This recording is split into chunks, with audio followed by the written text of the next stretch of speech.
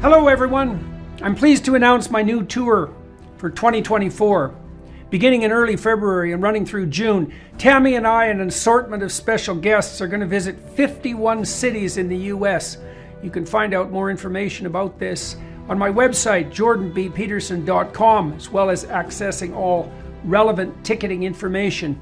I'm going to use the tour to walk through some of the ideas I've been working on in my forthcoming book, out November 2024, We Who Wrestle with God. I'm looking forward to this. I'm thrilled to be able to do it again, and I'll be pleased to see all of you again soon. Bye-bye. That type of family destruction is what I personally find most objectionable about Scientology. Whether it's coercing women to get abortions to keep serving Scientology instead of starting families. I challenge anyone to name one other quote-unquote religious organization that weekly buses its clergy members to the abortion clinic. I don't think you'll be able to find one.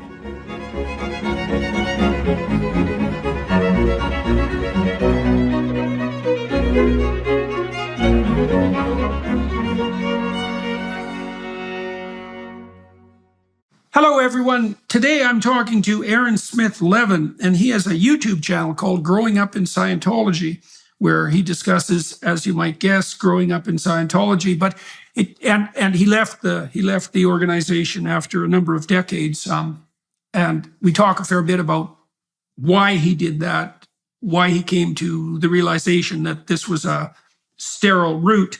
But more importantly, the conversation allowed us to delve into a problem that we all face, which is the fundamental problem of distinguishing truth from falsehood, especially organized falsehood.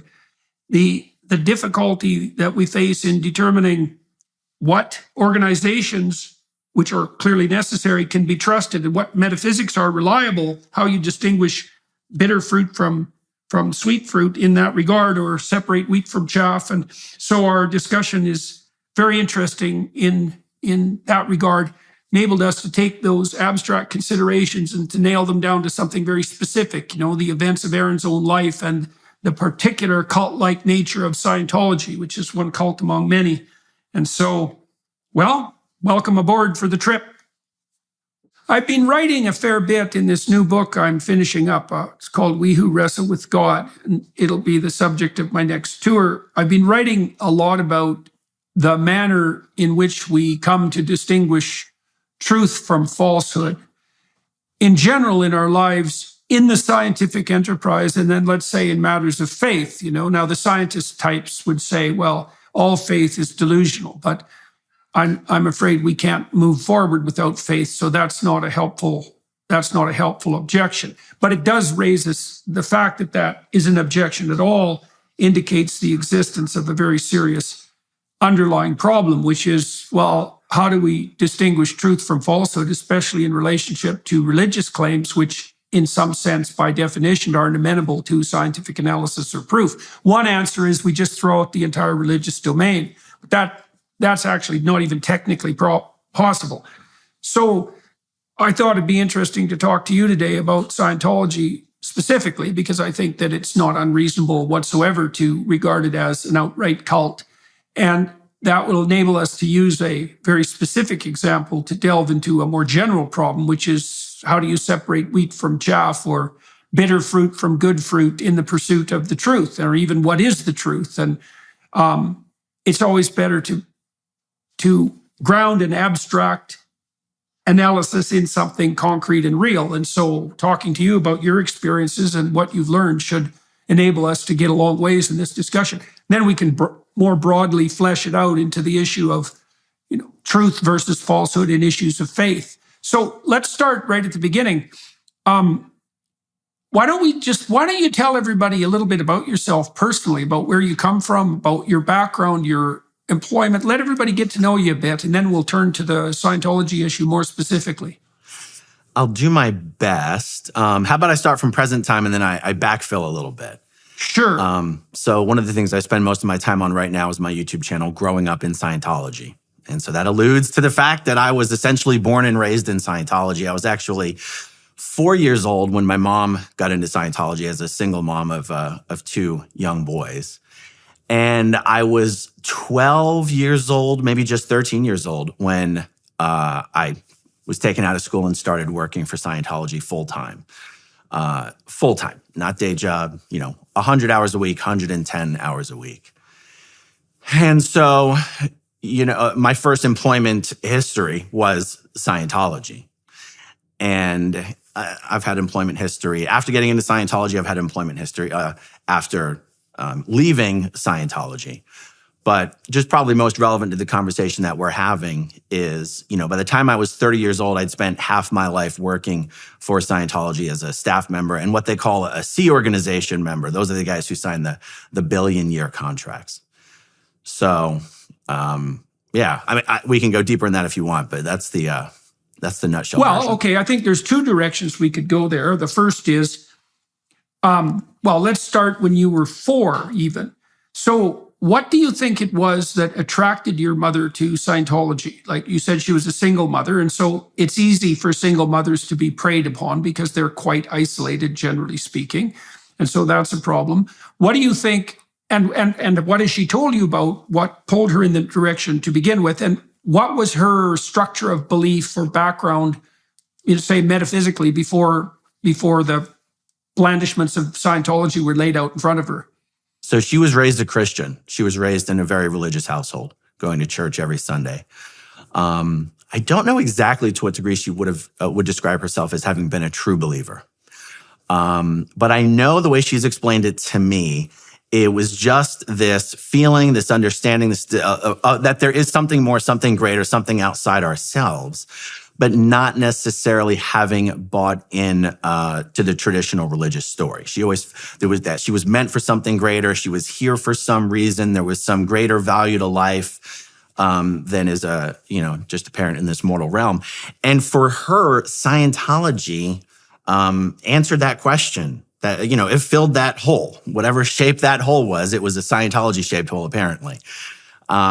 She was introduced to Scientology by a woman her same age, roughly, who had just had her own son just a few weeks before my brother and I were born.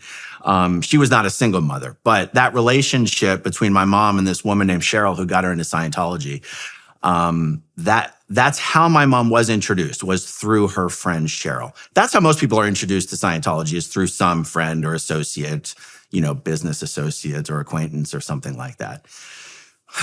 Now, the thing about Scientology, particularly at the lower levels, is Scientology is something that bills itself as requiring no belief, no faith. Scientology does not see itself as a faith, even though it does see itself as a religion. Now, and the distinction between those things, if there is one, might be an interesting thing for us to discuss. But Scientologists do not believe that you have to believe in Scientology. They believe it is a technology. It is something you apply. It can be measured. The results can be measured. They have this device, the e-meter, that they believe assists with this measurement. And so it's this kind of two-sided coin where my mom's looking for some greater meaning, looking for some greater purpose, looking for a way to help others. Scientology doesn't, she comes across Scientology and she goes, oh, it's something that will give me greater purpose and greater meaning, but isn't asking me to believe in X, Y, and Z. We can just do. There's a very kind of like self-helpy, applied, practical aspect to Scientology, which, by the way, is why they call themselves an applied religious philosophy, is how a Scientologist would describe Scientology. Okay, well, there's a bunch of things to delve into there. So let's list out some of them and we can pursue them. So your mother was raised religiously, and so there's two interpretations of that in the realm of possibility that spring to mind. And one is that prepared her to be subsumed into an alternate cult, right? Because you might say, well, because she was raised in a religious family, she was in the belief that you should turn to some sort of religious belief system was inculcated into her. You could also say that she needed that initial religious belief like everyone does, but it lacked something that she required, which is something you alluded to, which is the sense not only of a higher purpose that's specified for her, but a higher purpose that can be practically worked towards. And then you also mentioned, and this has more broad implications, that Scientology was attractive to her because it claimed, at least at the outset, to be part of the technological enterprise, the scientific enterprise, you might say, that you didn't need faith. There was a technology that was at hand. It had that at least the facade of scientific acceptability. We can talk about the e-meters in a while, and that it was practical. And so it seems to me that the most logical conclusion with regard to your mother isn't so much that her previous religious training had prepared her to be subsumed into a cult, but that there were lacks in her previous religious training. For example, the specification of a particular destiny for her and the provision of practical, what would you say, practical guidelines for how she might act to bring the world into a higher harmony. All of that was attractive to her. Does that seem about right? Yeah, I would agree with that. Okay. And we'll talk about the e-meter. From my understanding of the e-meter is that it's a galvanometer. And of course, that measures skin conductance changes in people's hands. And, when I did my PhD, we used a galvanometer, essentially. It was a bit more sophisticated, but same basic idea. Back in the 1960s or thereabouts, this was done even before then, I think reaching all the way back to the 1920s, it was shown that, you could ask people questions while they were having the skin conductance of their skin surfaces, usually their fingers, measured. And if something produces emotional arousal when it's touched upon, your skin conductance increases because you sweat a little bit, and that makes electricity flow more easily. And so you can use galvanometers to get at underlying complexes. And I know that the Scientologists have capitalized on that idea, and the overlap between what they do with the e-meter, if I understand it properly, and what psychophysiologists have done for 100 years with the galvanometer also adds a layer of scientific credibility to it. So, and there is some utility in trying to get to the bottom of things. So let's unpack that a bit later. Okay, so now she got invited, let's say, by a friend. Now, if you're an avid adherent of the Scientology discipline, let's say, or cult, is it incumbent on you to try to bring other people into the faith? And how is it, or into the enterprise? How is it that that's done? And how is that also developed and fostered or trained? So it's something that's highly encouraged. It's not mandatory. It's not required. There's an incentive to do it because when you bring someone into Scientology, you're called their field staff member, their FSM, and that person is called your selectee. And as an FSM, you get 10 or 15% commission on every dollar that person pays to Scientology for courses or auditing or straight donations. So there's a financial incentive to bring people into Scientology, in addition to the incentive. So there's a pyramid. Is there a pyramid scheme element of that, or does it only go to one person? Like if your person brings in more people, is that also of benefit to you? It's one level deep. So you don't get overrides on your downline. You only get credit for the people you directly bring in. And once you bring them in, you have to continue to be sort of their personal coach and mentor on their way up Scientology's bridge to total freedom. Or another Scientologist can swoop in and become that person's FSM and get commissions for them. So I see. So there's a competition for that as well, an ongoing competition. Yes, it's definitely a zero-sum game.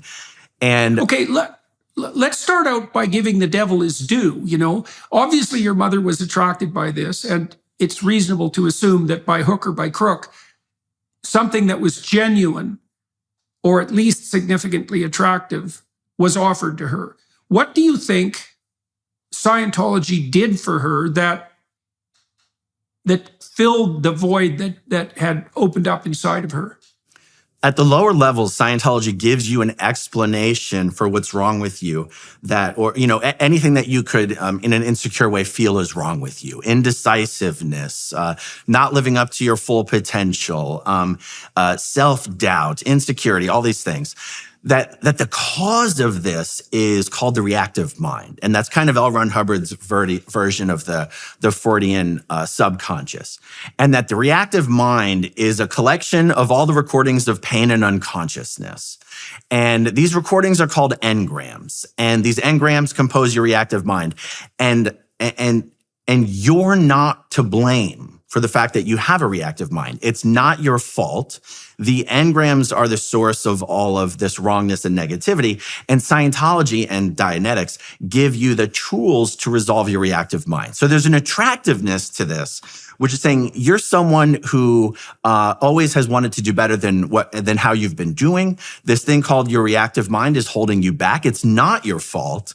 And we have the technology through our procedures and our processes. We can get rid of your reactive mind, and that will leave you, once you shed your reactive mind, that basically leaves you as a perfect computing, analyzing, it leaves you with a perfectly computing and analyzing mind. That's the pitch in the beginning. So it's kind of solving a lot of problems at once and shifting responsibility to something outside of yourself.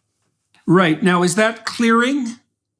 Yes, the procedure of getting rid of your reactive mind is called clearing, and then you achieve the state of clear. And if you ever hear Scientologists say our goal is to clear the planet, that's actually what they mean. It's getting the majority of the population of Earth up to Scientology's state of clear. Okay. So we're going to give the devil his due on that front too. So, obviously Hubbard pulled his ideas from the broader, intellectual body that was popular and developing during his time. And all of what you just described is analogous to psychodynamic complex theory. And so you can see, so let me give you an example of that. So if you're sitting with a client and they communicate a dream to you and you want to analyze the dream, you can look for corresponding literary motifs the same way you would when you're trying to understand any story and analyze it, thinking of a dream as a story. But the association technique that Freud developed is predicated on the idea that you can flesh out the meaning of a dream, or any thought for that matter, any thought, by analyzing the pattern of associations that surround that thought or story. So, for example, if there's an image in a dream, imagine that you were dreaming and you dreamt that you pulled a boat out of a rampaging river and there was a diamond inside of it. The first thing I would ask you is, well, what comes to mind?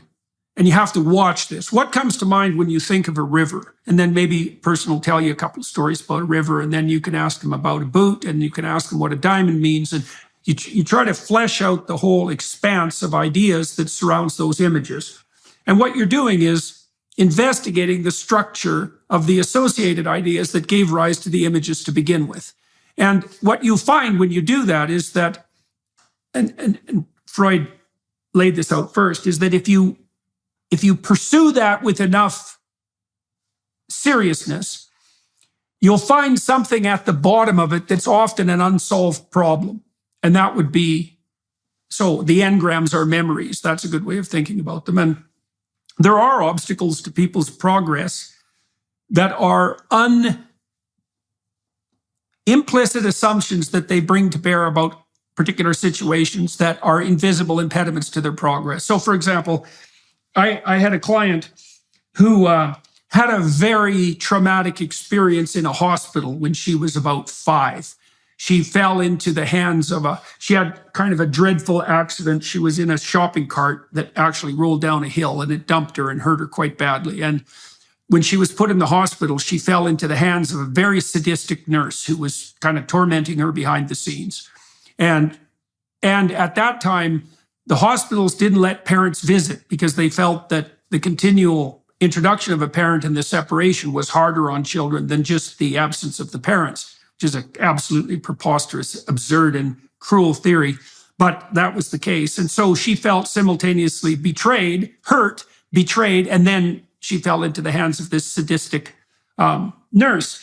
And so when we were investigating some of the dream imagery associated with her memories, that story arose. And she'd actually developed an entire complex of paranoia and suspicion in relationship to all establishments of authority, because when she was 5, she had been betrayed by her parents who abandoned her in the hospital. That's how she felt when she was 5. And then, of course, she fell into the hands of this psychopathic nurse who was basically torturing her behind the scenes. And so it's often the case that, so what happened to her as a consequence of that was that because she developed such a deep distrust of institutions, every time she was involved with an institution, she got herself in trouble. Because she was like a little puppy that growled, when someone leaned down to pet it because it had been kicked too many times. And her paranoia just got her in constant trouble with institutions. And of course, that fostered her belief that institutions were basically bad news. The reason I'm going through all that is because the notion that there are invisible impediments to your progress that are nested inside your systems of memory, that's true. And it's also true that clearing those, now you don't clear them just by recognizing them, you clear them by reconfiguring them. So with her, what we did was a pretty lengthy analysis of under what conditions a mature person would trust institutions and under what conditions you should be skeptical. We tried to generate a more mature viewpoint of institutions per se, rather than this reflexive distrust, which was too unsophisticated and low resolution. Now, the reason I went through all that is because that explanation is actually quite credible. And even the alliance of the galvanometer with that explanation, that's derived directly from early psychoanalytic work in the 1920s, because that's when all that started. And psychologists, social psychologists and personality psychologists, psychophysiologists still use psychophysiological measurements of various sorts to infer the existence of these complexes that lurk behind the scenes. It's a very integral part of psychology. So you can understand, well, first of all, where those ideas actually came from, but even more importantly, why they would be attractive to people. Now, you added another thing that was of interest. And I want to ask you more about this. You said that the Scientologists also insist that this isn't your fault. Now, the classic Christian attitude towards your complex of problems is that the degree to which it's your fault is open for dispute. So let me give you an example of that. So imagine that you have a mother who's kind of overbearing and overprotective, and you're a 6-year-old kid, and you didn't do your homework one day, and so you decide to feign illness to skip school. And your mother, who's overbearing and overprotective, also hasn't pursued her own life, and she's lonesome. And so you tell her you're sick, but you're not, and she doesn't think you are, but she is just as happy if you're at home. And so you might say, well, that's the mother's fault because she's so damn overbearing, but it's also to some degree the kid's fault because he's looking for an easy out. And this is what you do in good psychotherapy too. Like if I found out that you had a complex, the first thing I'd try to do is think, okay, well, what were the situational conditions that gave rise to that? Like maybe you had a very overbearing father. But I'd also want to find out, well, what temptations did you fall prey to, let's say, that increased the probability that you would develop that complex for reasons of your own? Those are called secondary gains. So for example, this is the secondary gain issue I'm curious about. You said that these, what did you call them? Engrams? These engrams in the reactive mind, they're not your fault. See, you can see why that would be attractive, right? Because it enables you to place the responsibility for your suffering on someone or something else. And so I'm wondering, what do you think about that? Like, is that one of the things about Scientology that's particularly manipulative, or there's a mercy in it, and I mean, lots of people are abused by their parents and abused by society, and it's not surprising they're hurt, and it's not exactly their fault. So what do you think about that? The appeal and the attractiveness of being told that everything that's wrong with you is because of this thing, and you are not to blame for this thing. The attractiveness of that is why that is the message Scientology gives you at the introductory lower levels. So it's the bait. The switch is that as you progress in Scientology, you come to realize that actually, as a spiritual being, everything that happens to you, by others, to others, is actually your fault. And to assume full responsibility, you have to understand how you are actually the prime cause for everything that has ever happened, including happened to you. And so this is the difference between Dianetics and Scientology, actually. Dianetics is supposed to be a mental science, and it's supposed to be the process of getting rid of these engrams. And then fast forward a couple of years after L. Ron Hubbard started Dianetics, and then he started pursuing the spiritual angle, the religion angle. And so instead of trying to recall moments of pain and unconsciousness as early as, prenatal incidents in the womb, all of a sudden people were remembering painful incidents of pain and unconsciousness from previous lives. And that opened the door to, previous lives, what's happening here? The introduction of an immortal spiritual being.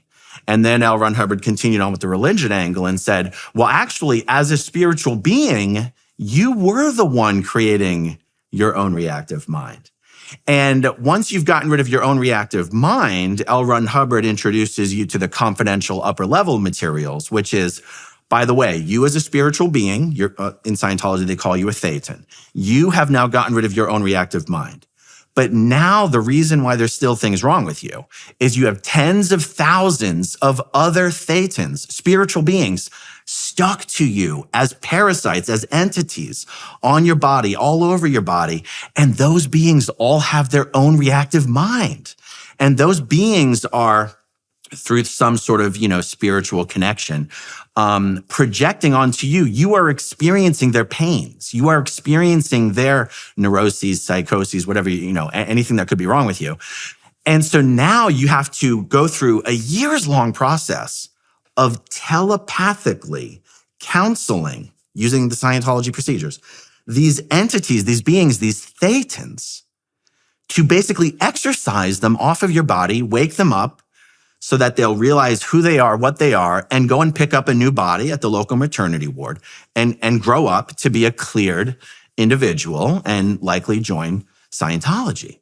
So this idea of getting rid of your reactive mind is something that's introduced to you at the very lowest levels and applies all the way up to the highest levels. It just switches from getting rid of your own reactive mind to getting rid of these entities' reactive minds. Okay. So let me take that apart in a couple of ways. So the first question I have there is, how is the switch from it's not your fault to it's your responsibility?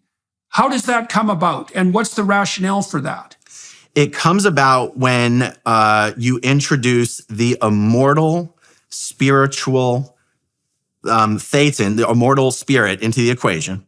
And L. Ron Hubbard's version of that is that about 65 trillion years ago, there was some sort of spiritual Big Bang when all spiritual entities that exist came into existence. You'd think he would talk a little bit more about this in Scientology, but he really doesn't. And that these spiritual entities are all natively godlike.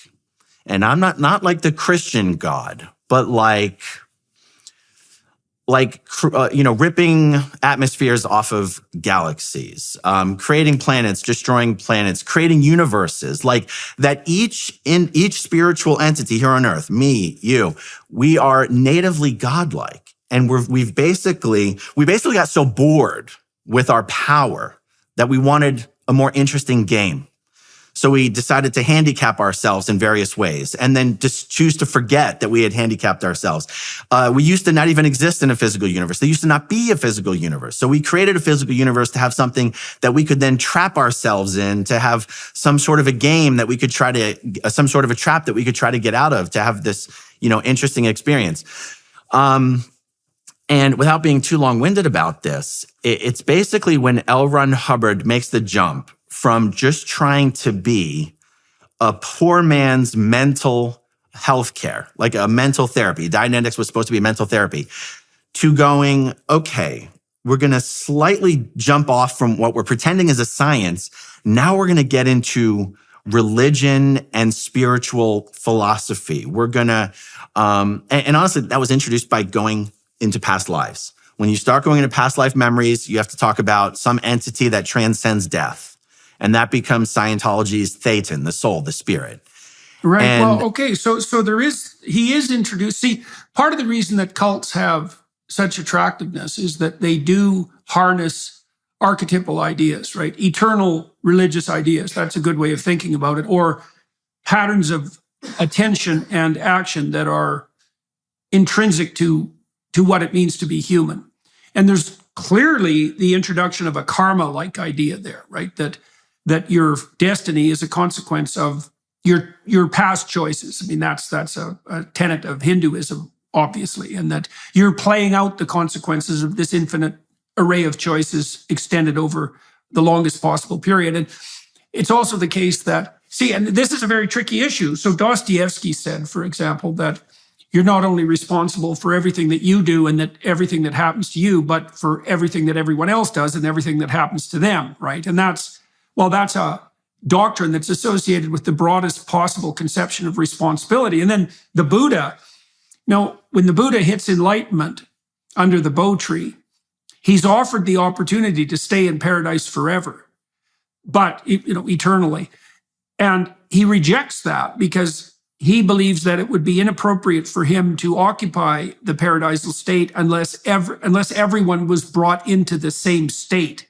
And so in many religious systems, there is a transition point that you might consider equivalent to the initiation into the religious enterprise that brings people beyond their local concerns, let's say with their own destiny, and provides them with the insight, let's say, that they are in some sense ultimately responsible, right? And then God only knows what that ultimate responsibility means. Now, Hubbard concretized that and added a level of, a variety of levels of strange narrative overlay, including the idea of these Thetans. But let's take that apart a little bit too. You might think that you have your act together quite well. Let's just assume that you do as an autonomous individual. But then, you're home for Christmas and you go see your family members, and there's all sorts of unresolved issues around that within your family. And those are definitely affecting you in all sorts of ways, right? And then in the broader social community, you're going to be interacting with people who are possessed by one idea or another, and that's going to interfere with your movement forward. And so in some sense, there is no redemption for you in an absolute sense in the presence of the pathology, unresolved pathology of the past and of other people. And so it sounds to me like Hubbard concretized that idea with the notion of these Thetans. And so you said that he conceptualized them as sort of stuck to you. And so can you elaborate a little bit more on that? Like, how did he conceptualize these Thetan-like beings? And what does it mean that they're intimately associated with you and that you have to also clear them? And how do you go about doing that? So this gets into some things that have been widely ridiculed, fairly so, in places like South Park and other places on the internet. So at the lower levels of Scientology, the non-confidential levels, everyone's considered a Thetan. A Thetan is the primary animator of the body. It is basically the prime mover, unmoved. I'm a Thetan, you're a Thetan. A Thetan is something you are, not something you have. Okay. It's not until you get to the upper confidential levels of Scientology that L. Ron Hubbard introduces this concept of a body Thetan and a Thetan cluster. And his explanation for what this is and how it came about is that, and by the way, Scientology's conception of life in the galaxy is very much like Star Wars. Every planet or every star system has intelligent biological life, okay? So L. Ron Hubbard discussed this thing called the Galactic Federation, however many in this galaxy of however many planets that was composed of. There was this politician. Hubbard decided to give him a name. It's Xenu or Zemu. And he decided his system was too populated. So his plan to get rid of, a good portion of the population was to call everybody in for tax audits under false pretense. And then when they showed up, to freeze them in glycol and load them up on space planes and fly them to Earth and drop these people into volcanoes and blow them up with hydrogen bombs. Now, this incident was so severe. This was such an engram for them. And this happened about 76 million years ago. Of course, the volcanoes on Earth didn't exist 76 million years ago, but don't think about it too deeply. And this incident for these beings was so, you can't kill a Thetan, but it came about as close to it as you could. that it's basically left these beings in this half-dead, unconscious, crazy state, and they're just blowing in the winds of Earth for the last 76 million years. And so then when, the human body evolved through natural selection, which Scientologists are not opposed to necessarily, Hubbard had his own spin on evolution, but it doesn't necessarily contradict with natural selection. That when human bodies arrived here on Earth, a fresh set of Thetans that were not exposed to the volcano incident, a fresh set of Thetans were rounded up and dropped off to this planet so that this planet could be a prison planet. And L. Ron Hubbard says that if you're on this planet, you were a troublemaker, you were a rebel, you were an artist, you were someone who couldn't be controlled. The system didn't like you, thought you were going to help overthrow the system one day. You're like the hippies, spiritual hippies. And so L. Ron Hubbard creates this explanation that this is a prison planet, that we are basically doomed to live lifetime after lifetime after lifetime, with our memories being wiped in the between lives implant station. And that the fact that we believe we live single lives. For the most part, most people on Earth are not spiritual or religious. We believe we came from mud. L. Ron Hubbard was very much, he hates psychiatry, psychiatrists, psychology, Darwin, anything opposed to spirituality, Hubbard, later on claimed to be absolutely against. And so, and even Hubbard would even say that the religious people on Earth, who, according to Hubbard, have been pre-programmed by our alien captor overlords, sort of spiritually programmed, to invent these stories, the world's major religions, to sort of keep us occupied and to keep us from realizing that Earth is a prison and to keep us from seeking a way to get out of the prison, and that even the religions of Earth serve the purpose of helping to keep the population of Earth trapped spiritually. As we head toward a presidential election in November, one thing you can be sure of: 2024 will be a tumultuous year. How will your hard-earned savings fare? You already see the impacts of inflation at the pump in the grocery store. The dollar continues to lose buying power quicker than wages can increase. So how are you protecting your savings? Consider diversifying with gold from the Birch Gold Group. For decades, gold has been the choice of investors and central banks to hedge against inflation. If you have an IRA or 401k from a previous employer that's just gathering dust, call Birch Gold and they will help you convert it into an IRA in gold. You won't pay a penny out of pocket. They will simply convert that 401k into physical gold, which, unlike digital currency, can't be tampered with. Just text Jordan to 989898 and Birch Gold will send you a free info kit on gold. With an A+ rating with the Better Business Bureau, thousands of satisfied customers, and the exclusive gold company of the Daily Wire for the past 7 years, you can trust Birch Gold too. Text Jordan to 989898 to claim your free info kit.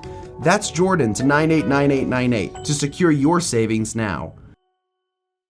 Why is it, what's the explanation for the motivation to trap us spiritually and to put us on the prison planet? Like, so basically he's trying to conjure up an explanation for the fallen state of man, speaking, let's say, from a Judeo-Christian perspective. Yeah, and we have to address that because people do feel that the world is a vale of tears and that requires an explanation. So why, and you associated that to some degree with the fact that the Thetan spirits who were trapped on Earth were there because they were rebels or because they were artists. So but rebelling against what exactly?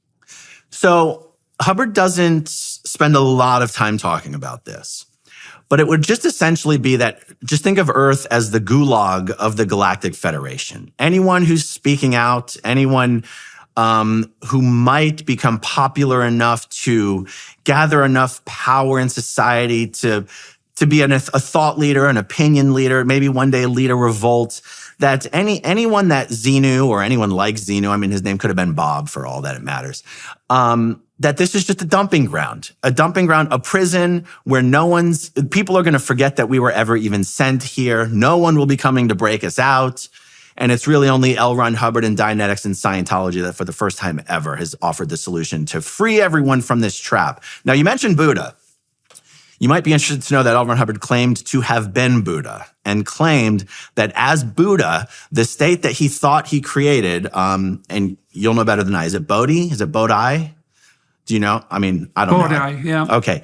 That he thought Bodhi was a permanent state. But afterwards, he learned it was only temporary. And he had to come back and create Dianetics and Scientology to create a permanent state that you would not. Yeah. Okay. That makes sense. Yeah. Well, okay. So it's so interesting, because Hubbard was a science fiction writer. And this is such an interesting meld of archetypal religious idea and science fiction presumption. And it is also the case, by the way, that science fiction is and fantasy associated with it is extremely popular among atheistic materialist people like engineers and the more technically minded. Like, they get a tremendous amount of their religious education and motivation through science fiction and fantasy.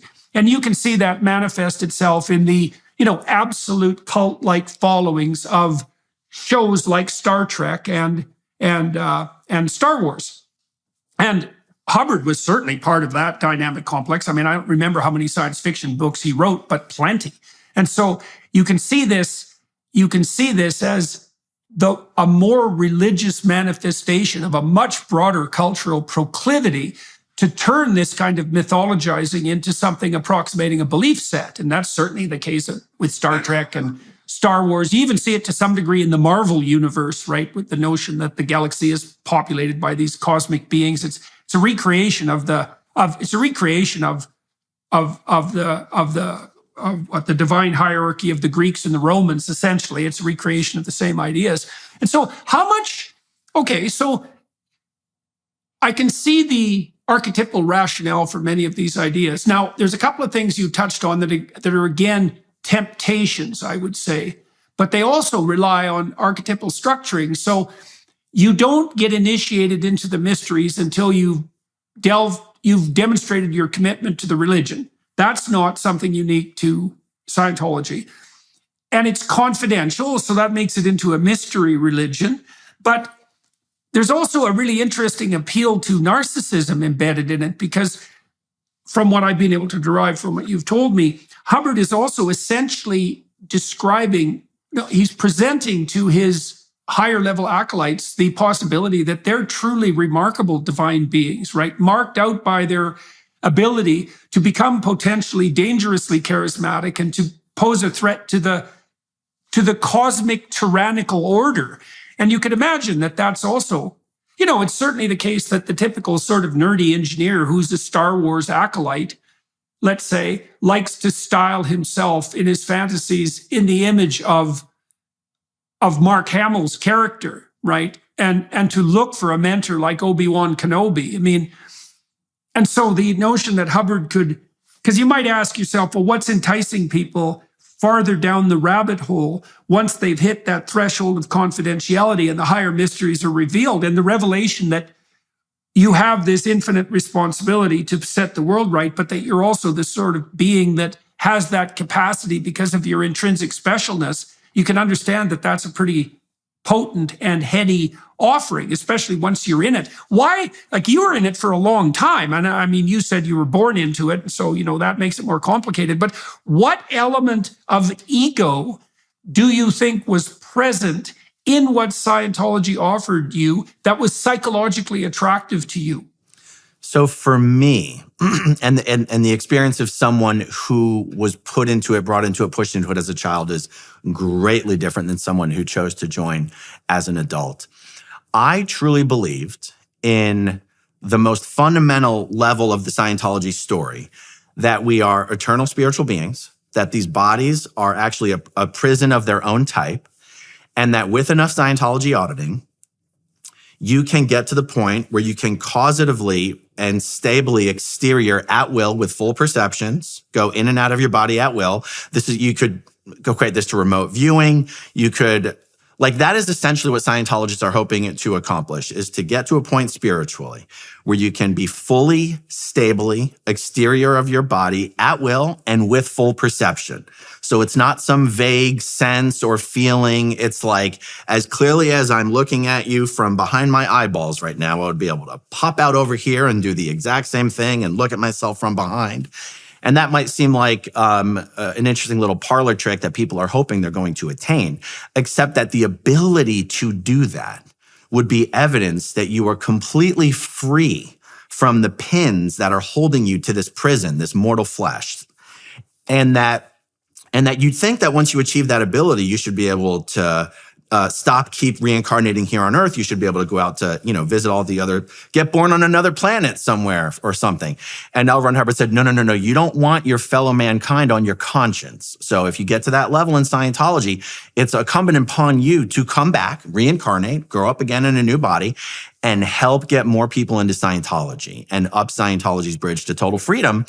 Because keep in mind, becoming this natively all-powerful spiritual being doesn't inherently give you the power to help your fellow mankind. You can still only help your fellow mankind by using Scientology's technology. And so Scientologists are hoping to get to the point where they achieve this spiritual ability and also are able to bypass, I mentioned this word before, but I didn't describe it, the between lives implant station. So these are literal, maybe a combination of physical and metaphysical locations that Scientologists believe exist on the moon and Mars and Venus and whatever, and that we're programmed as beings, as a part of our sentence to be, to this prison planet. We're programmed that once our body dies, we, flash over to the implant station, get our memory wiped, our Thetan memory wiped, flash back down, beamed back down to Earth into a new baby body, and you live a brand new life with full amnesia of your prior life and lives. And Scientologists believe that with enough auditing, you can achieve this skill of being fully, stably exterior at will with full perceptions, and also the awareness and the ability to bypass the between lives implant station so that when you come back next lifetime, you'll have full and total recall of everything you learned in Scientology. You won't have to get trained on how to be a Scientology auditor again. You'll retain that knowledge, and you can just hit the ground running as, a 12, 13, 14-year-old Scientology auditor, helping to move more people up to the state of clear. Achieving this state of clear, getting rid of your reactive mind, is everything Scientology is supposed to be about. Now, in modern times, it's become nothing but a real estate fundraising scam. But, if we're talking about back when L. Ron Hubbard was actually running things, achieving the state of clear and getting at least half the population of Earth to achieve the state of clear is the day-to-day mission of Scientology. Okay. So let's parallel two things here. So I think we've done a good job of giving the devil his due. Now, what we might ask ourselves is, well, Hubbard obviously had a talent for tapping into the archetypal fantasy substrate. He wouldn't have been a successful science fiction author if he hadn't been able to do that. So he certainly had some talent in that regard. Now, I guess I would ask, so then, given all this, its attractiveness on the ethical front, its explanatory power, why, and the fact that you were born into it, why in the world did you start to become skeptical? On what grounds did you manifest that skepticism? And how is that associated with your kind of off-the-cuff comment there at the end that, this is degenerated into nothing but a giant real estate scam, right? And this brings us back to the beginning of our discussion. It's like, well, we need to live in a metaphysical realm. We need to live in a story that, what would you say, offers food for the craving we have for a metaphysical explanation to round out our lives. And Hubbard provided a very Baroque and elaborate explanation, which isn't without its internal logic. Now, but you obviously decided at some point that this wasn't for you, or maybe for anyone else. And so, apart from the, science fiction preposterousness of the entire account, which, as I said, is grounded in a set of archetypal ideas, what is it that, well, let's say, what bounced you out of the Scientology conceptual world? All right, let me take a whack at this, because it's never just one thing, but I'm going to try not to get too far into the weeds on this. And let me first make sure I fully answered your previous question, which was, even as a person being born into it, what was it that appealed to the ego of it? And so for me, it was actually believing that this is a prison, we do all need to be free from the prison, and that these upper confidential levels, which I had never done, I did not know what was on them. These upper confidential levels really did deliver that result. And that basically we're in the matrix here. And by doing Scientology, you get unplugged from the matrix, and nothing could possibly be more important than that. And even though I could see people in my environment as a young little good Scientology staff member, I could see people who had done all of Scientology's auditing levels. And I could see that they were no more special in any way than I was, not having done any of the levels. That was evident to me at a very young age. I still let the belief in what Scientologists call the upper unreleased OT levels. See, in Scientology, you can only go up to OT 8. Well, there's this story that L. Ron Hubbard went off for the last 6 years of his life and created OT 9 through 15. And that when he dropped his body in 1986, he didn't die. He didn't have a stroke. He causatively shed his body after finishing up through OT 15, and he shed his body so that he could continue on with upper OT level research that his body was preventing him from being able to do. So the myth that I believed as a Scientologist is the myth of the upper unreleased OT levels, OT 9 through OT 15, okay? That simple little idea that the real magic is still in the vault. And if we can only expand Scientology's current organizations up to a certain level based on the instructions L. Ron Hubbard left behind, these levels will be able to be released, and we'll finally be able to have auditing that allows us to become fully, stably exterior at will with full perception. That for me was the linchpin. That for me was like my version of believing in a heaven, right? Right. Okay. Right. Well, did that also help to explain to you why the people who had gone through the clearing process were still not sufficiently special? It's because, well, they'd gone a long ways, but there was still much more to be discovered. Yes, exactly. Exactly. And so what do you think? Okay, so let's look into that a bit. Like, what do you think made you find that appealing? Like, it was the knowledge of, I guess it was the knowledge that there were still things you could discover that would enlighten you, that were still part and parcel of the process that you'd already invested a fair bit of your life into, and that also had like encapsulated your mother. I mean, because to step outside of that, you have to let go of a lot, right? You have to think, oh my God, my mother was far off the beaten track. And that's a really complicated thing to come to terms with. And then you have to come to terms with the fact that you were sort of arbitrarily placed in a position at your birth where you were engaged, involved in this cult, which seems to be kind of unfair at a cosmic level. And then you have to reevaluate all of your own beliefs. Like, there's a lot that you have to let go of before you can escape from this. So that's a problem on the anxiety side. But then it also beckoned to you with the promise of knowledge not yet attained that you could get to with sufficient discipline. Well, that's a heady mix, Well, so, and okay, and not knowledge, but ability. Okay, right. And I would argue that practical. It's not that there was an aspect of this that I found appealing. It's that this is what I was told was true. It didn't matter if it was appealing. This is what's true. And this is a prison planet. And it'd be like, you're familiar with the movie The Matrix, I assume? Oh, yes. Well, you live in the Matrix. They can make your life amazing, and the steak tastes great, and the women, and the everything. But reality, if you get unplugged from the Matrix, reality is not as nice. It is not as fun. It is not as comfortable, but it's reality. And Scientologists, as a Scientologist, what I was told is, look, this might be a great lifetime, right? We might have trappings of wealth and great weather and vacations, but that's the prison. Don't be distracted by the Matrix. We need to unplug ourselves from the Matrix, and we need to unplug everyone else. So in a sense, it's not appealing. In a sense, it's just the burden of the responsibility that we have if this is the version of reality we subscribe to. Right. Okay, that's so interesting, because that means that it's not appealing in the narrowly hedonistic manner, but that it's actually a call, strangely enough, to adopt something like a higher order ethical responsibility, right? Adherence to the truth, and then participation in this process of universal salvation. Okay, well, again, that sounds pretty good. So why did you stop? Why did you stop with your adherence? So the experience of being a staff member in Scientology and being a Sea Org member in Scientology, it's a very hectic, chaotic, high-stress experience. And as a good little Scientology staff member, I always believed that at Scientology's secret management base, now I know it's in Gilman Hot Springs, California, but at the time in Scientology, no one was allowed to know where the secret international management base was, where David Miscavige and all of his staff worked. What I believed of Scientology led me to believe that if Scientology were true, if L. Ron Hubbard's technology was true and accurate and worked all the time when applied correctly, the international Scientology base would be a utopia. It would be like a perfect existence of people working in harmony, in coordination, in affinity with one another, no stress, no anxiety, no anger, no temper, none of the trappings of the reactive mind, you might say.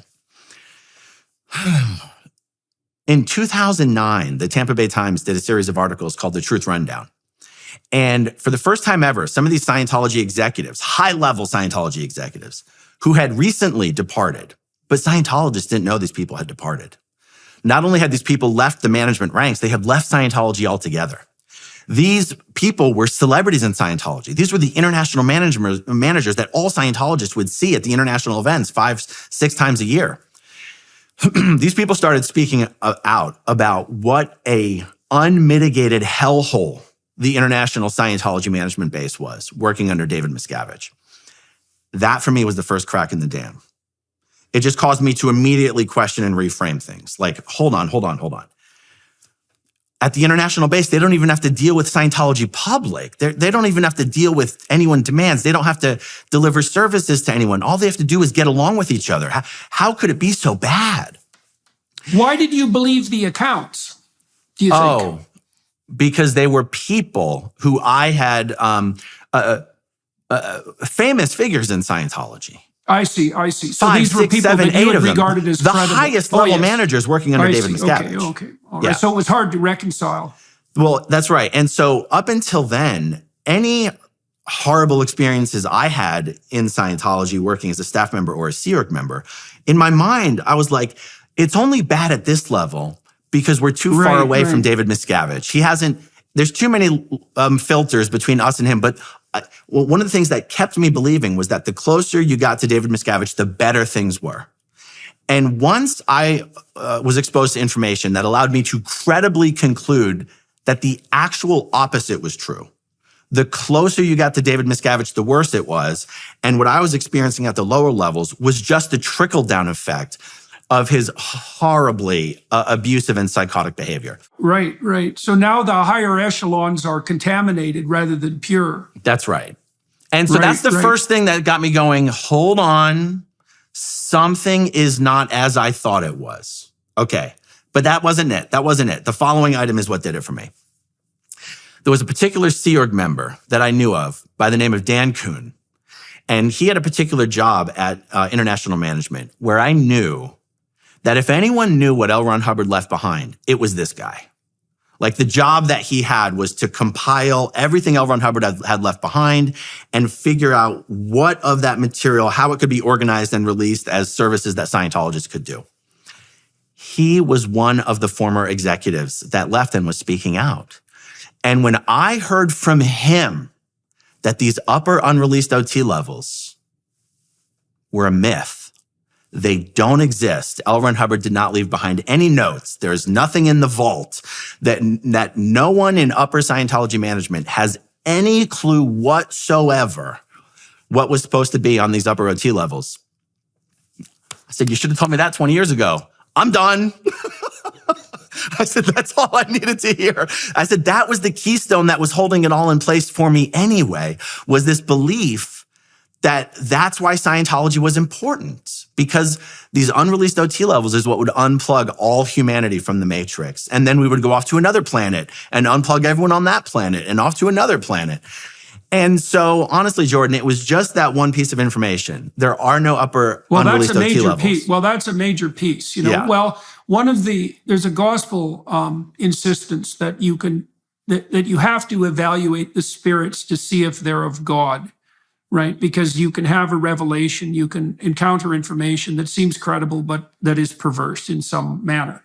And so then the question is, how do you distinguish, again, truth from falsehood? And by their fruits, you will know them is a good one. So let me give you a concrete example of that. So I worked in the 90s at Harvard, and that was a very interesting place to work. They claimed the pursuit of excellence, And when I went there, that was the case. Like everything at the university, virtually everything was subordinated to the pursuit of excellence. So when the undergraduates arrived there, they weren't disciplined harshly. It wasn't a rule-bound tyranny. It was a place that was extremely competitive, but it was competitive because everyone was doing everything they could to work as hard as they possibly could. And so it was very intimidating for the undergraduates because they came there with all these other very smart kids. And, they were generally valedictorians and so forth in their own class. But when they got to Harvard, they were kind of average on average. And so it was a very intense place. But that also was true of the assistant professors, the junior professors. It was true of the associate professors. It was true of the full professors. And the administrators served that enterprise and were bound by the same ethos. And so not only was excellence worshipped at the top, as a principle, that ethos saturated the entire organization. Okay, now I left Harvard and I went to the University of Toronto. And the University of Toronto is a pretty good university, but it wasn't as good a university as Harvard by any stretch of the imagination. And it did a lot of mouth service with regard to excellence. In fact, you couldn't walk anywhere at the University in Toronto without, being berated about excellence. But in the details, that just wasn't the case. Like the pursuit of excellence was frowned upon often and punished. Now, not universally, I'm not saying that, but in contrast to Harvard, which, was arguably the preeminent university in the world at the time. And so you could tell the difference between the two organizations in the actual details of day-to-day interaction, right? There was a fractal relationship between what was being claimed, excellence, and its distribution at Harvard, which was obvious, and then at the University of Toronto, where, any deviation in the direction of excellence, you might say this about Canada in general, by the way, was just as likely to be met with punishment as reward. And so that is one of the ways that people can calibrate the truth, right? It's not the only way, and it's not sufficient, but you can go to an organization. This is one of the reasons, by the way, I'd like to work with the Daily Wire. I had no idea what would happen when I started a partnership with them. But my experience has been that they're very open to creative ideas. And not only do they leave me the hell alone, if I have an idea, they try real hard to help me put it into practice. And it's actually helpful. Right. So as far as I'm concerned, that adds to their credibility, right? Because they're practicing what they preach. Now, what you pointed out was that you had a belief that at the higher levels of effort, there would be a commensurate reward, that the whole enterprise was predicated on the pursuit of something approximating excellence. And that was one of the things that kept you going. And then when you found out that that wasn't the case, that the fruits were bitter, that was enough to collapse the enterprise for you. Now, you laugh about that now kind of ruefully, but I can't imagine that discovery was anything approximating pleasant for you.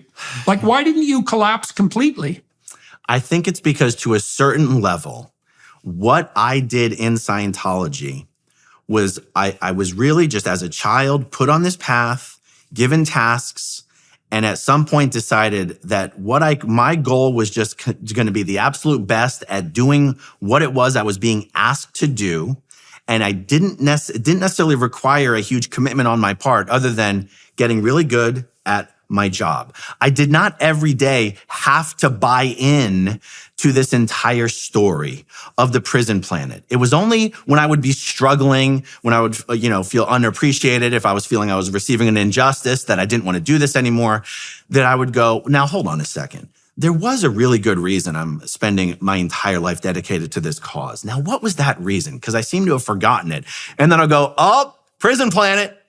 Prison planet's the reason. Oh, I feel so much better now that I've reminded myself that the reason I'm suffering in this way is for the cause of freeing everyone from the prison planet. And then I would rededicate myself to very much doing my job in the best possible way. Right. But are you a conscientious person?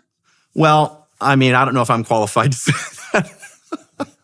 Well, you said well, I'm asking because you said that you found it meaningful to be dedicating yourself to your job and attending to the details, and there is a moral striving in that. Like, I'm going to use this example, and I'm not saying it characterizes you, but it's a good example. Like, many of the functionaries in extraordinarily pathological states, so we could take the National Socialists, for example, were very good at their local jobs. And they tried to, now there'd be some striving upward and some ego competition there and some struggling for power, but lots of times people were just, as they say, following orders. But to make that more realistic is that they had a bounded world where they had their tasks, and they were micro tasks in some ways. And there was no reason for them to lift their heads up above those micro tasks and ask where the whole damn ship was going. And you said, essentially that characterized your life. That is part of being in the matrix in a sense. But it's also the case that that is generally how people run their lives. Like once you decide you're going to be a school teacher, you concentrate on teaching rather than assessing the validity of the entire educational enterprise, right? Even if you're playing soccer, if you're out on the field, you don't be berating yourself because you're not playing basketball, right? You're concentrating on trying to get the ball in the goal. So it's not surprising that you took refuge in the microcosm that you inhabited. And what did you find that was locally rewarding about that? Like what in your job day to day kept you going? I know you had to remind yourself of the metaphysics from time to time, but what kept you going day to day? There's a lot of great people in Scientology. Scientologists are motivated, are good people. They're motivated by an intent to help. They think Scientology is the best tool by which to help people. And my job in Scientology was always to help people. This is interesting to think of it this way. My job was to help people who someone else had already convinced to pay for the course. And yet another person had convinced them to come in and take the course. And my job was to help get them through the course. So I was, in my own way, as a good Scientology staff member, helping people who wanted to be helped. And that's just a rewarding experience, no matter what the, however it is you're helping. If you're doing something that's appreciated by someone who you think is a valuable person. And Scientologists, this is the irony of the whole thing. Scientologists really are the ones who believe it and are in it. They genuinely believe they're saving all mankind. Tom Cruise believes that. I promise you, it's not a show. Well, it's interesting too. One of the things I've thought about Tom Cruise that's quite, rather striking is one of my friends in Hollywood informed me recently that there's maybe only one star now who's left that can guarantee box office success on the basis of his name, and that's Tom Cruise. And I've liked Tom Cruise's movies. And one of the things you can say about Cruise that's it's preposterous in a way, but it happens to be the case, is that his commitment to Scientology has protected him from woke nonsense. So, that's very interesting for me to see that. And I would say, like, you're a lot crazier if you're woke than you are if you're a Scientologist. And so, it's a lot more destructive a discipline or endeavor, as far as I can tell. But so the reason I'm saying that is because, people can be in error in fundamental elements of their metaphysical commitment and still be in truth in some elements of the way they're acting and behaving. And, that's essentially what you were pointing out to yourself, for yourself. But so that begs the question still is like, why did you decide not to just ignore that evidence? Like, you could have twisted yourself into knots and said that these people who were now sort of heretics and who were criticizing the organization were corrupt, or that they were part of a background conspiracy or something like that. Like, you could have written that evidence off. That's true. So why you must have been at a point in your own psychological development where, for other reasons, you figured it was easier to accept what they had to say as true rather than, to go through all the shenanigans you would have had to justify their deviation from the true path. To believe them was very easy because they were there at the highest levels. So even if they were lying about the existence of the upper OT levels, meaning even if they were lying to me by saying they didn't exist and they really did exist, there would clearly be something. I'll take half a step back. If we use this matrix analogy, and if someone can credibly convince you that the matrix is real, being unplugged from it is real, only Scientology can do it, and nothing could ever be more valuable than that. And if you experience the truth of that for yourself, nothing could ever get you to leave. Nothing. And so these people, and Dan Kuhn is only one person I mentioned because I knew that out of all the people speaking out, he would know even more than the others about the upper unreleased OT levels. But the others would also know. Just due to their proximity to David Miscavige and his entire staff, these people would know if Scientology provided so much, offered the promise of so much spiritual enhancement that you could put up with any amount of abuse. Obviously, I mean, if we try to switch the conversation to, Christians saving people to go to heaven, and I don't want to talk above my pay grade here, but it's like if you truly believe that you're salvaging spirits for eternity, nothing could get you to stop.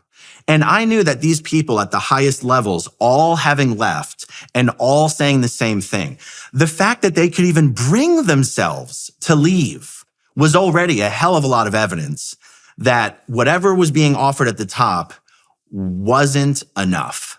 Right, got it. So either way, even if they were lying, the fact that they had got that far and would then lie was even then, that was indication that something wasn't right. Okay, got it. Okay, so I'd like to know two things as we go forward. I want to talk about the material corruption of the Scientology enterprise, because you referred to it as a real estate scam, and I want to delve into that. But I also want to know the mechanics of how you freed yourself, because you weren't only metaphysically committed, which is a big deal, and born into it, which is a big deal, but you were also practically committed because it was your job. And so that's a lot of, so for you to leave, that's a more intense psychological transformation than even a divorce, which would be, that's up there. That's about as bad as it gets for people in terms of that and death. And so how did you manage to step out? Where did you step to? Why didn't you despair or deceive yourself? And, what belief did you manage to orient yourself with as an alternative? So the answer to that question starts in 2006 when my wife and I were both working in the C organization of Scientology out in Los Angeles. And we were getting sort of fed up with our day-to-day experience. And in the C organization, you're not allowed to have children. If you're going to have children, you have to leave the C organization. And so we basically got pregnant so that we could have a very easy route out of the C organization. Now, we still believed in Scientology. We just no longer wanted to, be basically working on a billion-year contract, 365, 18 hours a day. We were like... And you both agreed on that? On leaving the C organization? Yeah. It was very evident. So you're not allowed to talk with your spouse about leaving the C organization. But with a wink here and a nod there, we were like, we're ready to be done with this. I see. So you had an ally. You had a real ally. That's real helpful. Okay. So, all right. When we verified she was pregnant, we each went to our respective ethics officers at our organizations that we worked for. And we said, we're pregnant. We're not getting an abortion. We're leaving. And that was our fairly easy route out of the Sea Org. That was 2006. We didn't officially leave Scientology until 2014. Now, so when we leave the Sea organization, at that point, we are what they call in Scientology public Scientologists. We are now people who pay to do Scientology. We don't work for Scientology. So from 2000, my wife and I moved from Los Angeles to Clearwater, Florida. She had a lot of family here, great place to raise a family. And I start working at jobs, making a good living for various Scientologists, different companies. 2009 is when the Tampa Bay Times newspapers stories come out called The Truth Rundown. So that's 3 years after I left the Sea organization. Now information is coming out publicly that's making me question the entire Scientology paradigm. I secretly start getting in touch with some of these former executives. Now, this puts me in a very dangerous situation because speaking to people that leave Scientology is something that can get you kicked out of Scientology.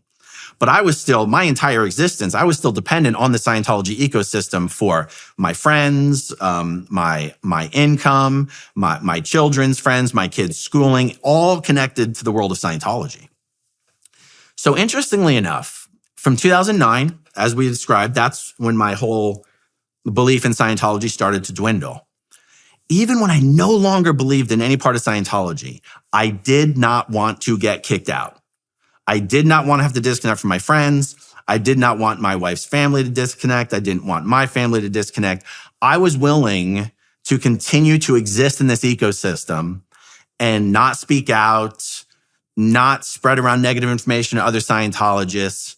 I decided that how I was going to add value was I was going to be someone on the inside who shared information about the current status of things with former members who were now on the outside and are reporting on such things to the world so at you're large. a double agent now. I wanted to be a double agent. Yes. Yeah. Unfortunately, I'm just way too sloppy to succeed at that for more than a few years at a time. So eventually, and at this time, my mom had gotten kicked out for spreading around information about David Miscavige that they considered to be negative. And they told me I had to disconnect from my mom.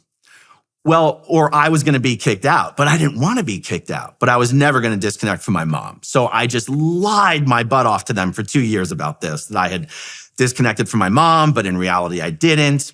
In Scientology, they have a very strong snitching culture. People are reporting on each other all the time. And I was just getting that's rough. lazier and lazier and more careless in how I was hiding all of this. So that's something we shouldn't just jump over. We'll go back to the story here right away. In terms of the fruits by which you might know an organization, that's another good one, is so that we already talked about hypocrisy. People claim to be pursuing one thing, but their actions indicate that they're not. That's a performative contradiction philosophically when you claim an explicit belief, but your actions belie it. But then that snitching culture, that's a really bad sign, right? Because one of the things you see that's absolutely 100% characteristic of totalitarian states is that they insist upon the ethical duty of their participants to inform on other people to the authorities. And you really can't think of anything that poisons the relationship between people more thoroughly than that, right? Because not only are you in danger of being informed on at any moment, you're also in danger of being informed on by the worst sort of person who lies about you to inform on you, to do nothing but redound to their own credit. Plus, you don't know who you can trust and who you can't trust, in which case, you have a proclivity not to trust anyone. So the snitch culture, how in the world did that develop within Scientology, and what were its manifestations as far as you were concerned? Oh my goodness. How it developed. I mean, L. Ron Hubbard explicitly laid down various sets of quite draconian rules and then created another policy that says if someone is found to have done something and you are found to have known about it and to not have submitted a report on that activity and behavior, you would be penalized to the same degree as the person who actually committed the crime. So in Scientology, there's something called a knowledge report.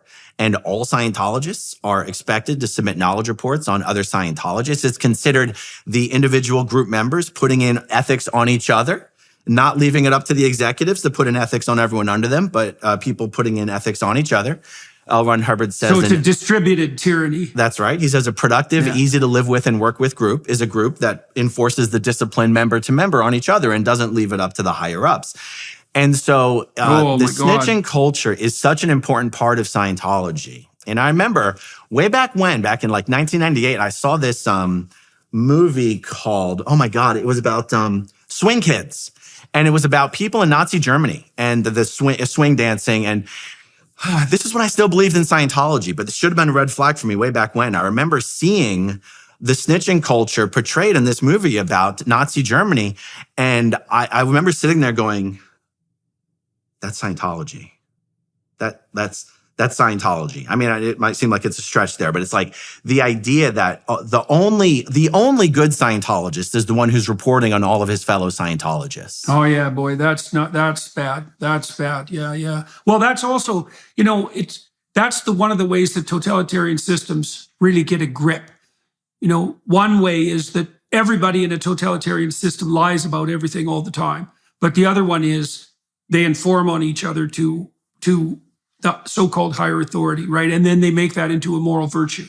Yeah, that's really bad. So that's a bad one.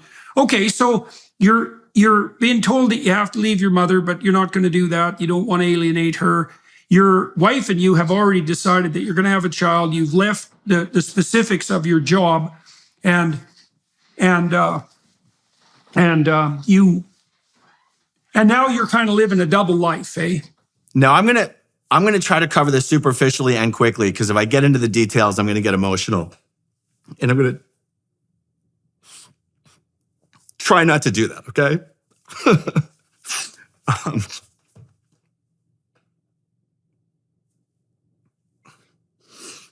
Okay.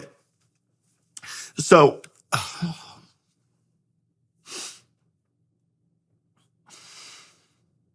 what did you remember that produced that emotional response? It's the answer to this question. That's an engram, eh? This is the answer to the question. For sure. Yeah. And the story that I'm going to tell you here is why I do my YouTube channel and very much relish exposing Scientology every single day on my YouTube channel. You could say I'm motivated by pure revenge, and that's okay with me. So by the time they realize I'm not going to disconnect from my mom, they officially kicked me out of Scientology. And then they go to my wife and they say, well, you have to divorce your husband. Now, at this point, we have 3 daughters. So you have to divorce your husband or you're going to get kicked out of Scientology. And she says, that's not going to work for me. So they kick her out of Scientology. And so then they go to her parents and they say, you have to disconnect from your daughter and your 3 granddaughters, or you're going to get kicked out of Scientology. But my wife's parents have 3 other kids who have spouses that are Scientologists, who have kids, whose spouses' parents are Scientologists. And I felt like my mom had a choice that she could have made for herself. I felt I had a choice I could have made for myself. I felt my wife had a choice she could have made for herself. But by the time you get to her parents, they're basically going, which kids do we want to lose? Which grandkids are we never going to see again? So my wife's parents disconnect from her and the grandkids, even though they live 5 minutes down the road. Brutal. And then my wife never saw her dad again until the day he died. Oh, yeah. And that's a rough one, all right. And so my kids, when my wife and I were officially kicked out, we had both been working for Scientologists, so we lost our jobs. Our kids had been going to private Scientology schools, so they were kicked out of their schools. And we live in Clearwater, Florida, which is the home of the largest Scientology organization in the world. So the vast majority of all of our friends, severed all ties with us, including, our best friends. And so that type of family destruction is what I personally find most objectionable about Scientology. Whether it's coercing women to get abortions to keep serving Scientology instead of starting families. I mean, I challenge anyone to name one other quote unquote religious organization that weekly buses its clergy members to the abortion clinic. I don't think you'll be able to find one. Oh yeah, that's a rough one. That's a rough one. And those women have a lot of pressure applied to them to convince them that they have to get an abortion because it's so much more valuable to save the planet than it is to raise a family. Well, there's plenty of that going on in the broader public at the moment too. Yeah. All right. Well, look. Let's do this. Because we're coming up on our hour and a half. I want to talk to you more about what happened to you personally after you've left, and about, I know for everyone who's watching and listening, there is a website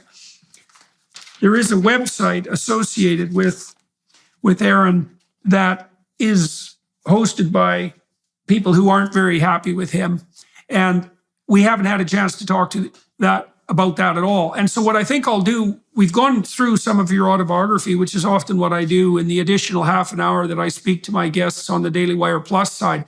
But I think we'll do that there. And so for all of you who are watching and listening, thank you very much for persevering with us through this part of the story. If you want to hear that part, which is extraordinarily interesting, it's the backlash against Aaron and what's happened to him publicly as he's come out as a critic of the Scientology movement. We're going to delve into all that on the Daily Wire Plus side.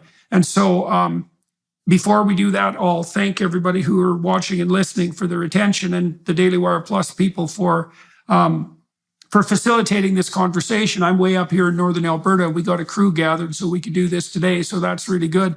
And so we'll delve into all that for another half an hour. You guys can join us on the Daily Wire Plus side if you want to do that. And I'm going to thank you for walking through this. I learned a lot about Scientology today, and it was very interesting to see what it is that it offers that's so seductive, both on the plus side, right? The fact that it provides people with a framework within which their life takes on an enhanced meaning. And then on the negative side, the punishments that are associated with any deviation from the true path. And so we'll delve into that more on the Daily Wire Plus side. So thank you very much, sir, for your time and attention, and for everyone else who's participating and watching, and to the film crew here in Sexsmith, Alberta, which is where we are today. And we'll take 10, and then we'll get together and finish this off. Sounds good. Thank you. Thank you very much, sir.